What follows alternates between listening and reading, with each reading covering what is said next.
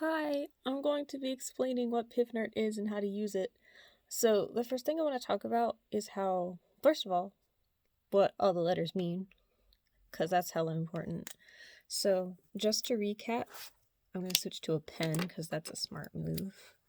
We have pressure times volume equals number of moles times R, which is a constant, times temperature. And we want pressure in atmospheres, so I will switch to another color. Pressure must be in atmospheres, ATM. Volume needs to be, I believe, in cubic liters. Pretty sure it's liters, times liters. Number of moles is in moles, equals moles, times R, which you can always make sure you're in the right thing because R will say atmospheres, ATM, per blah blah blah, Kelvin, mole Kelvin, and temperature is in Kelvin, so K. And if we could focus a little bit more, that would be super sexy phone. I'm doing this all in one shot, so you're just gonna see me wipe my camera off with my shirt real quick. Hope you don't mind.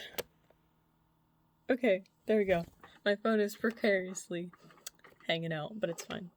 So what's really important to, I mean, this whole thing is important, but like, always make sure that every single one of these, you can see the units is in R, or else your math is not going to work.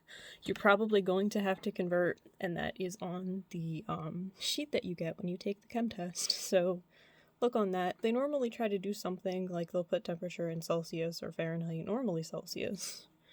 They'll put pressure in millimeters per mercury pillar, or something like that. So just make sure that you're paying attention to that. Now for the ratios.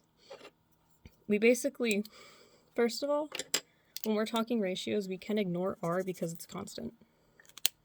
So we're basically left with pressure and volume and number of moles and temperature. So if you think about this mathematically, if we just look on this one side of the equation, if pressure goes up, assuming that this stays constant, if pressure goes up, volume has to go down. If volume goes up, pressure has to go down. So if I'm telling you, and vice versa, if the temperature goes up, moles have to go down. If moles goes up, temperature has to go down for these to remain equal on both sides. If I'm telling you that the temperature rose and it's in, like a 1 liter container that's not changing, that means the pressure also has to go up, because you always have to make sure that these stay equal relative to each other. I really hope that makes sense. So I'll give another example. Say I have a 1 liter container. I will draw a 1 liter. And I have like 5 moles, which is a lot, but I have like 5 moles of oxygen in here. And each dot is a mole. Just, it's for an example. Don't worry about it not being like pictorially accurate. So, sorry for that pause. So if I want the temperature to go up, I can decrease. If I want the pressure to go up because they're on opposite sides of the equal sign, I can also increase the pressure. And if you think about it, that kind of makes sense, because pressure is essentially how often the molecules are bumping into each other.